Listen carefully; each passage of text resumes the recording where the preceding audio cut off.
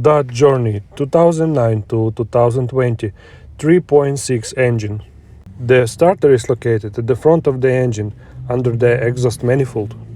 To replace it, disconnect the battery, remove the connector and cable from the starter, unscrew 3 mounting bolts on either side, and replace the starter with a new one.